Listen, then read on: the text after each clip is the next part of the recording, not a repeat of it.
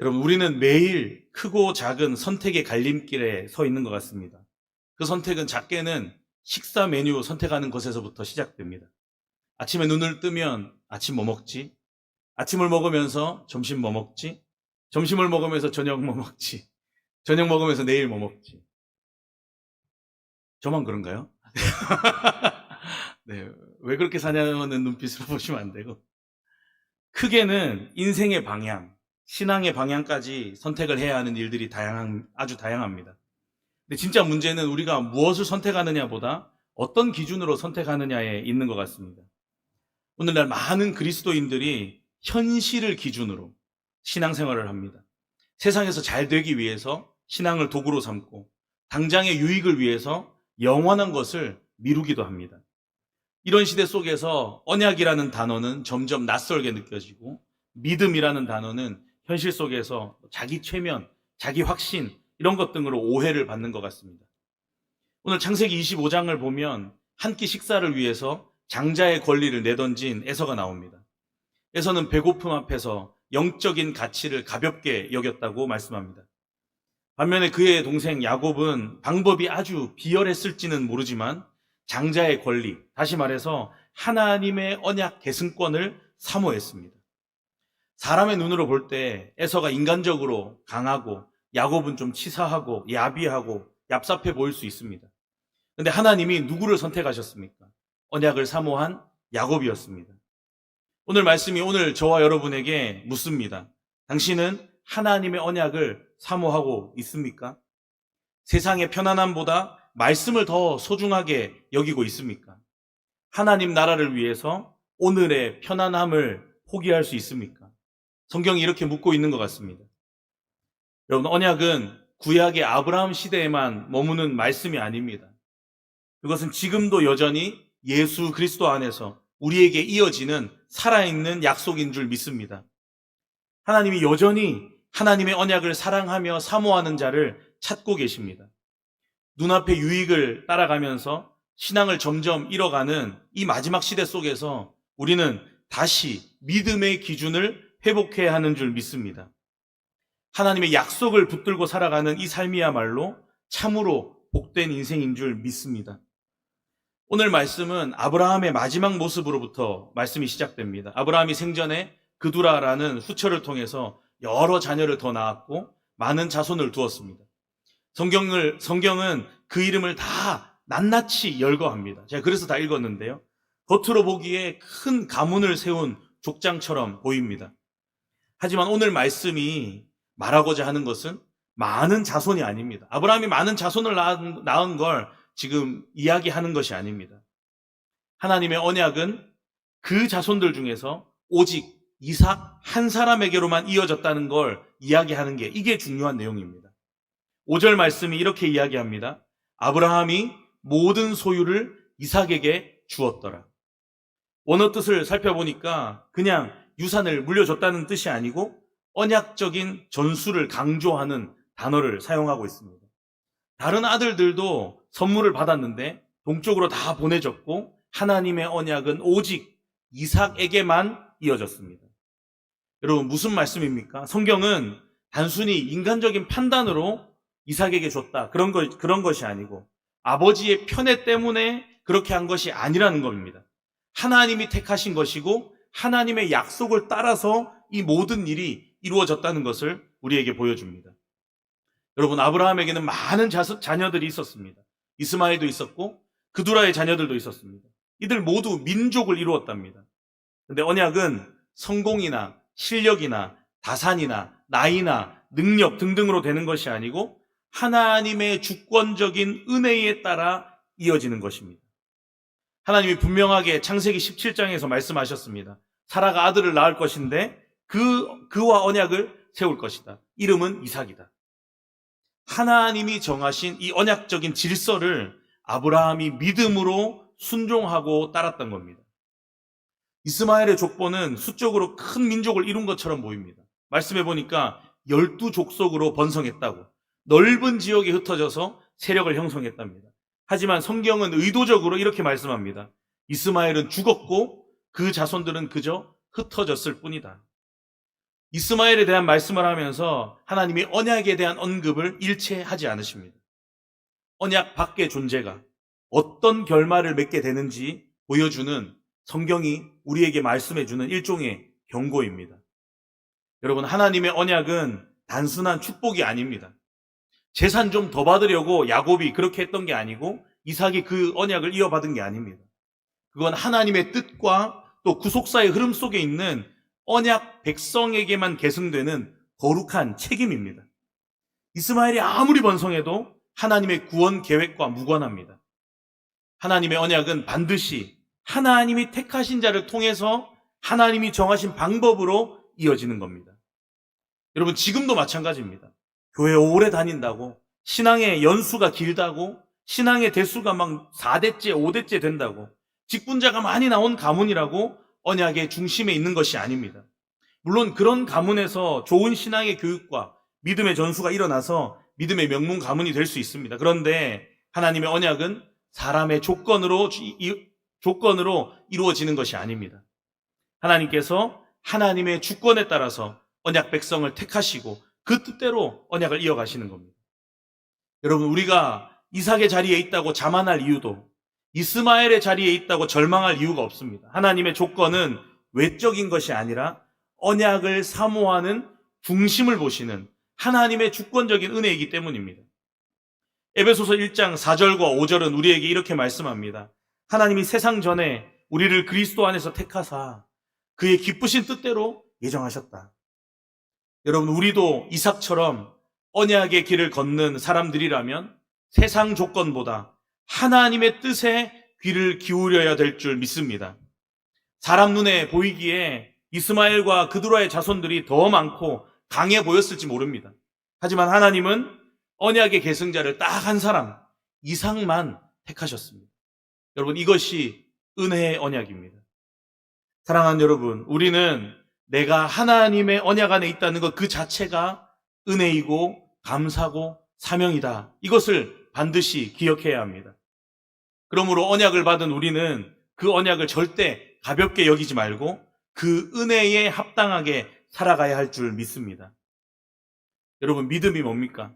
믿음은 그냥 하나님이 계시다고 알고 또 믿는 것이겠습니까? 아니면 어떤 기적이나 응답을 내가 이루어질 줄 믿는 그런 것만 믿음이겠습니까? 여러분, 오늘 말씀이 말하는 참된 믿음은 하나님의 뜻을 사모하면서 그 뜻을 따라 자기 인생을 조율하고 변화시키는 것임을 우리에게 보여줍니다. 믿음이 감정적인 것이나 종교적인 열심을 말하는 게 아니고 하나님이 나타내 보여주시는 그 하나님의 계시 앞에 순종으로, 믿음으로 응답하는 태도입니다. 오늘 말씀은 그리고 19절부터 이삭의 가정으로 초점이 변화됩니다. 하나님의 언약을 그렇게 이어받은 이삭이 이제 아내 리브가와 함께 가정을 이루었습니다. 오랫동안 자녀가 없는 고통을 겪습니다. 이 부분은 단순한 가정적인 어려움만 이야기하는 게 아니고 이 당시에 이삭으로부터 이어져 내려온 그 하나님의 언약이 이제 어떻게 이어져야 하는가 하는 아주 중요한 시점에서 그 언약의 성취가 인간적인 힘으로는 불가능하다는 걸 보여주는 아주 중요한 하나님의 섭리를 우리에게 말씀하고 있습니다. 그때 이삭이 하나님께 간절히 기도합니다. 성경이 말씀합니다. 여호와께서 그의 기도를 들으셨으므로 그의 아내 리브가가 임신하였더니.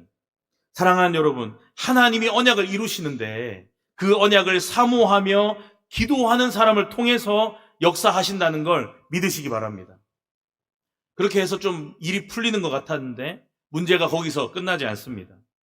리브가가 쌍둥이를 잉태했는데 태중에서부터 심한 충돌이 있었답니다. 리브가가 그것을 이상하게 여기면서 이렇게 묻습니다. 내가 이렇게 되면 어찌할꼬? 그리고 또 하나님께 가서 묻습니다.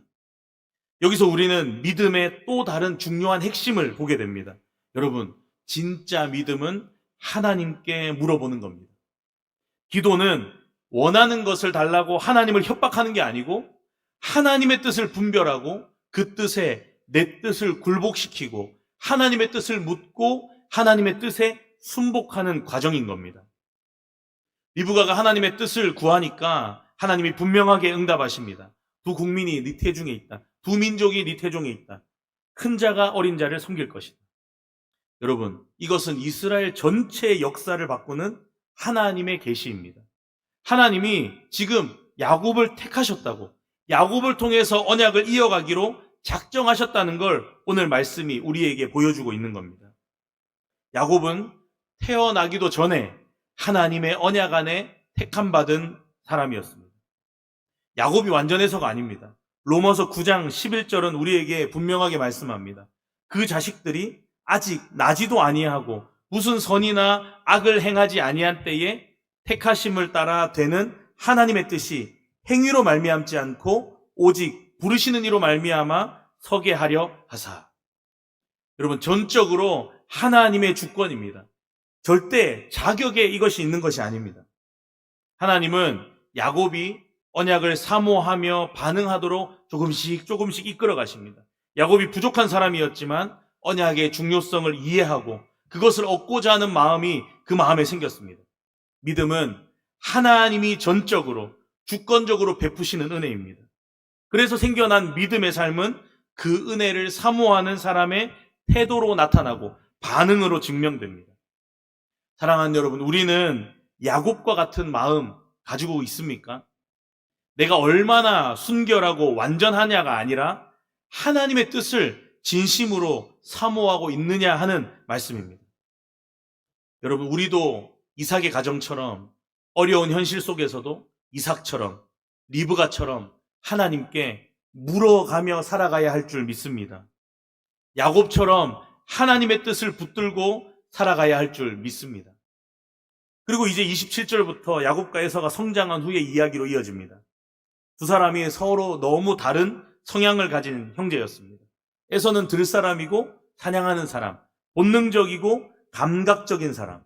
반면에 야곱은 조용한 사람, 집에 거하는 사람, 내향적이고 관찰하는 사람이었습니다. 오늘 말씀 29절에 보니까 야곱이 죽을 지경으로 배고파하는 에서한테 팥죽을 끓이면서 장자권을 요구합니다. 에서가 말합니다. 지금 내가 배고파 죽게 생겼는데 장자 명분이 뭐 다 유익하겠냐. 하나님께서 주신 복의 자리를 얼마나 무시하고 경시하는지를 보여주는 증거입니다. 성경은 이 장면을 아주 간단하고 단호하게 평가합니다. 에서가 장자의 명분을 가볍게 여겼다. 히브리서 12장 16절은 이렇게 경고합니다. 음행하는 자와 혹 한 그릇 음식을 위하여 장자의 명분을 판 에서와 같이 망령된 자가 없도록 살피라. 그러니까 에서는 배고픔 때문에 장자권을 판 것이 아니라 하나님이 주신 언약을 하찮게 여기는 사람이었고 영적으로 무지하고 불신앙한 사람이었던 겁니다. 오늘 말씀이 지금 저와 여러분에게 날카롭게 질문합니다. 당신은 지금 무엇을 가장 소중하게 여기고 있는가? 언약보다, 말씀보다 당장의 필요와 유익과 편의를 제일 먼저 중요하게 생각하고 있지는 않는가? 여러분, 야곱이 아까 말씀드린 대로 비록 수단이 정당하지는 않았지만 언약을 사모하는 마음만큼은 분명했습니다. 에서는 반대로 외형상 장자였지만 그 자리에 대한 경외심도 책임감도 감사도 전혀 없었습니다. 여러분, 성경이 절대 야곱이 거짓말하고 속였다는 걸 잘했다고 말하지 않습니다. 하지만 하나님은 야곱이 하나님의 언약을 사모하는 그 마음을 귀하게 보셨습니다. 사랑하는 여러분, 우리 하나님께서 오늘도 그 언약을 사모하는 사람을 찾고 계신 줄 믿습니다. 저와 여러분이 그런 사람 되기를 간절히 바랍니다. 다른 자격의 어떠함 때문이 아니고 하나님의 나라와 그 약속을 진심으로 중요하게 여기고 사모하는 사람, 그 사람을 통해서 하나님이 하나님의 뜻을 이루어 주실 줄 믿습니다. 하나님이 귀하게 여기시는 사람, 하나님이 찾으시는 그 사람, 우리가 그런 사람 되기를 간절히 바랍니다. 여러분, 에서의 실패는 단순히 장자권을 잃어버리는 정도가 아니고 하나님과의 언약 관계에서 탈락돼 버리는 비참한 비극입니다. 그리고 야곱의 승리는 단순히 장자권을 얻고 재산을 더 받고 이런 권리를 쟁취하는 정도가 아니고 하나님의 그 구속사적 계보에 들어가는 놀라운 축복이었습니다. 마태복음 1장의 족보에 보면 야곱이 나오지 않습니다. 예수님까지 이어지는 족보에 중요한 사람 중에 한 사람이 바로 야곱인 겁니다. 저와 여러분도 마찬가지입니다. 세상은 에서 같은 성공을 추구합니다. 몸도 좀 건강하고 공부도 좀 잘하고 좋은 대학 가고 취직도 잘하고 돈도 좀 잘 벌고 시집 장가도 잘 가고 처세술도 좋고 인간관계도 좋고 그런 아이는 우리 집에 없죠. 어쨌든 이런 사람, 에서 같은 사람을 사람들은 원합니다. 사람 처세술도 좋고 사람도 좋아가지고 주변에 막 능력 있는 사람들이 막 버글버글한 사람. 그런데 정작 중요한 신앙은 뒷전이. 여러분, 그런데 하나님은 야곱과 같은 언약을 붙들고 사모하는 믿음을 기뻐하신다는 것 기억하시기 바랍니다. 여러분, 우리가 창세기 25장을 살펴보고 있습니다. 아브라함의 언약이 이삭에게 이어지고 야곱이 에서 대신 그 언약을 이어받습니다. 그런데 이 모든 언약 계승의 최종적인 완성은 예수 그리스도 안에서 이루어집니다.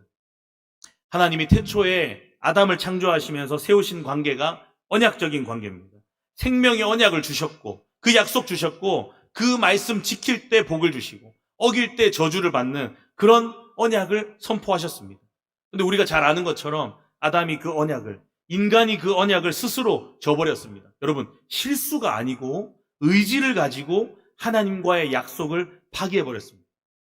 오늘 말씀에서 에서가 장자의 명분을 멸시한 것은 바로 이 아담의 타락과 같은 본질상 같은 죄입니다. 그런데 이 와중에서 하나님이 은혜의 언약을 선포하셨습니다. 여자의 후손이 뱀의 머리를 밟을 것이다. 그리고 이 약속이 아브라함을 통해서 구체화되고 이삭과 야곱을 통해서 이어지는 겁니다. 사랑하는 여러분, 우리 하나님이 인간의 불순종에도 불구하고 자신의 언약을 신실하게 끝까지 지키시는 분인 줄 믿으시기 바랍니다. 오늘 말씀은 이 언약의 역사에서 중요한 전환점으로 야곱을 통해 예수님의 계보가 유지되는 그런 장면이 오늘 창세기 25장인 겁니다.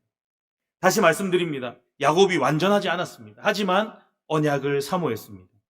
야곱에게 믿음이 있었습니다. 여러분, 말씀을 묵상하면서 제가 한 가지 중요한 사실을 깨달았습니다. 에서는 첫째, 장자였는데 장자의 자리를 가볍게 여겼고 자기 욕망을 위해서, 배고픔을 위해서 그걸 버려버렸습니다. 근데 우리 예수님은 참된 장자이시면서 우리를 구원하시기 위해서 그 모든 자리를 내려놓으셨습니다. 예수님께서 저와 여러분을 하나님의 언약 백성으로 회복시키시기 위해서 십자가에서 언약의 저주를 친히 짊어지셨다는 것 믿으시기 바랍니다. 그 예수님 때문에 우리는 다시 그 언약에 참여하는 자가 되고 하나님의 나라를 유업으로 상속받는 장자의 자리로, 하나님의 자녀된 자리로 회복된 줄 믿습니다. 여러분, 오늘 저와 여러분에게 성경은 말씀합니다. 그 장자의 명분, 하나님 나라의 유업을 당신은 어떻게 여기고 있습니까? 이제 우리가 대답해야 됩니다. 주님, 말씀을 가장 귀하게 여기겠습니다. 주님 뜻대로 살기 위해서 그 뜻을 사모하겠습니다. 베풀어 주신 은혜를 따라 제가 믿음으로 순종하며 살아가겠습니다. 할렐루야. 이런 믿음으로 살아가는 저와 여러분 되기를 축복합니다. 여러분, 우리 하나님의 언약은 영원히 변치 않으시는 줄 믿습니다. 그 약속은 오늘도 지금 우리 구주 예수 그리스도 안에서 유효한 줄 믿습니다. 언약을 귀하게 여기고 믿음으로 사모하며 순종으로 살아가는 저와 여러분 되기를 간절히 바랍니다.